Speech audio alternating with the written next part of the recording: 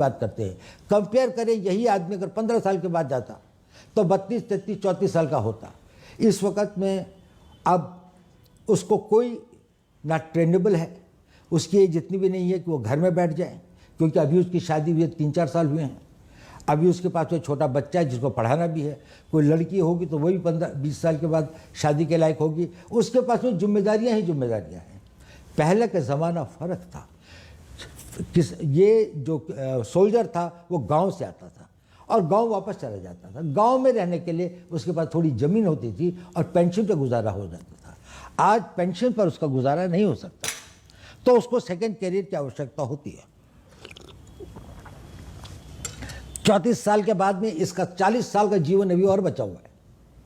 इस 40 साल के जीवन में ना उसको हम नई ट्रेनिंग दे सकते हैं, ना उसको कहीं पर अगर अब्जॉर्ब करें तो वो एक नए कैरियर की नई शुरुआत, नई जोश के साथ में उसको आगे बढ़ा सकता है। तो इसलिए इसको ये रखा गया है कि अगर वो 4 साल के बाद में आते हैं तो उनकी ट्रेनिंग, उनका डिसिप्लिन, उनका बैकग्राउंड, उनका आर्मी का कैरियर उनको समाज में एक ऊंचा स्तर देता है। उसके बाद उनके पास एजुकेशन भी है और ये टॉप ऑफ इट है कि सरकार ने कहा कि 10% CPMF में होंगे। डिफेंस फोर्सेस के अंदर में, जो डिफेंस मिनिस्ट्री ऑफ डिफेंस के अंदर में कोस्ट गार्ड है, बाकी चीज़ें हैं जो कि उनके उसमें अंदर में आती हैं, डिफेंस सर्विस कोर है और जो उसके अंदर में, और काफ़ी मिनिस्ट्री का है।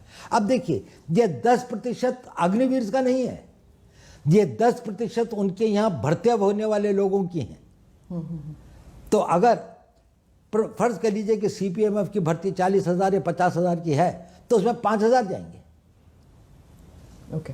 यह 10% अगर जो उनके 3,000 या 4,000 लोग या 5,000 लोग जो है वो उनके जो उसका 10% नहीं होगा। ये इन नहीं। अब भारत आगे बढ़ रहा है, भारत की प्रगति हो रही है। पहला आदमी अग्निवीर जब रिटायर होगा तो आज 5 साल के बाद में होगा। उस वक्त भारत की इकोनॉमी 5 ट्रिलियन की इकोनॉमी होगी। प्राइवेट सेक्टर एक नई गति और नई दिशा के साथ में आगे बढ़ेगा। डिफेंस इंडस्ट्रीज जिस तरह से बढ़ रही हैं, बहुत सारे ऐसे काम होंगे। डिफेंस पब्लिक सेक्टर अंडरटेकिंग्स के अंदर में जिस प्रकार से विस्तार हो रहा है, कंट्री के अंदर में मैन्युफैक्चरिंग बढ़ रहा है, उनको लोगों को ये लोग चाहिए जो डिसिप्लिन्ड हों, ट्रेनेबल हों और जिनके साथ जिनके पास में उम्र हो। इनका सबसे बड़ा एसेट है इनकी उम्र, कि ये अभी भी यंग है। इस उम्र में कई लोग अभी भी अगर हम जाए पॉलिटेक्निक के अंदर में लोग भर्ती होने के लिए जाते हैं तो उनमें से कई लोग 21, 23 साल के होते हैं, 2 साल 3 साल का कोर्स करते हैं। उसके बाद वो अपने लिए एक मैन्युफैक्चरिंग जाए, कोई कंप्यूटर का कोर्स करते हैं, 2 साल का कंप्यूटर का कोर्स करें। इंफॉर्मेशन टेक्नोलॉजी के फील्ड में इतने वो हैं तो इनके लिए स्थान ज़्यादा होंगे। इनका भविष्य टोटली सुरक्षित है और इनको किसी प्रकार की चिंता करने की बात नहीं है, क्योंकि इनके पास में 22 साल की उम्र है, इनके पास में 4 साल देश की सेवा करने का एक सर्टिफिकेट है, इनके पास में एजुकेशनल क्वालिफिकेशन की एक वो है, और उसके अलावा इनके पास में एक ऐसी धनराशि भी है जिससे इसको इन्वेस्ट कर सकते हैं। और अभी इनकी इनकम्बेंसीज नहीं है, अभी इनके परिवार नहीं है। जो ट्रेनिंग के लिए चाहे तो कोई मद्रास जाना चाहता है, कोई कश्मीर जाना चाहता है, कहीं भी जा सकता है। वो मोबाइल है। जब वो 34 साल की उम्र में आप उसको भेजते हैं, उसके साथ सबसे बड़ा अन्याय है, क्योंकि ना तो वो घर बैठ सकता है, ना लोग ऐसी जगह पे जा सकता, अपने क्षेत्र से बाहर भी नहीं जा सकता। आई गेट दैट अबाउट कि जब वो बाहर निकलते हैं। Now the thing is that आप खुद गांव से हैं sir, you are a son of an army person. You have worn the military uniform, the police uniform. You've been awarded the Kirti Chakra, military honor for a policeman. You understand that when you go back to the village, the respect that a uniform gets. Now, many in the villages are saying कि ये 4 साल के छोकरे बाहर निकल के आएंगे, they will not be given the same respect. That वर्दी will not have the same honor, the respect that it had, because it doesn't carry with it the weight of national service over decades. मेरे ख्याल से ये भी पूरा भ्रम है।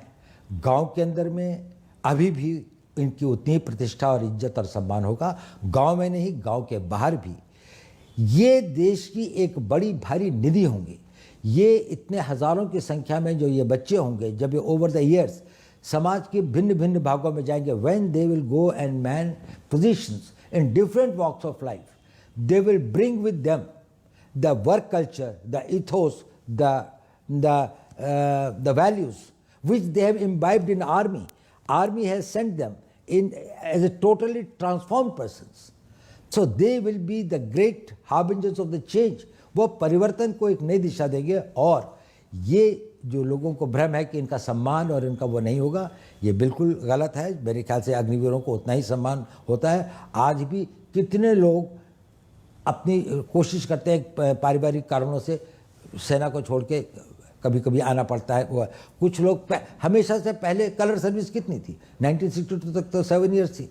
उसके बाद में भी समय समय पर इसने ये कहा गया है कि इसको वो किया जाए। तो 7 ईयर्स की कलर सर्विस के बाद में जो आदमी जाता था उसको क्या सम्मान मिलता था, इसको अधिक सम्मान मिलेगा क्योंकि इसके पास में आगे का कैरियर भी है।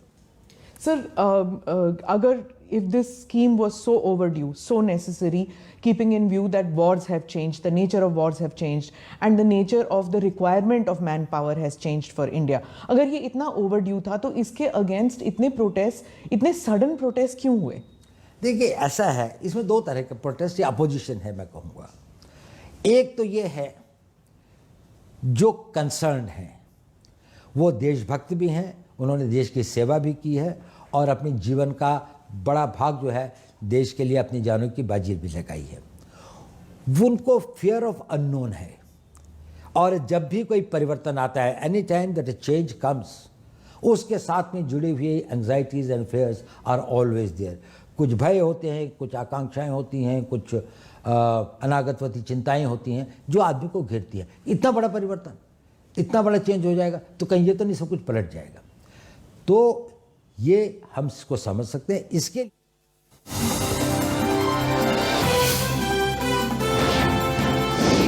न्यूज़ 24 मध्य प्रदेश छत्तीसगढ़, आपकी बात सच के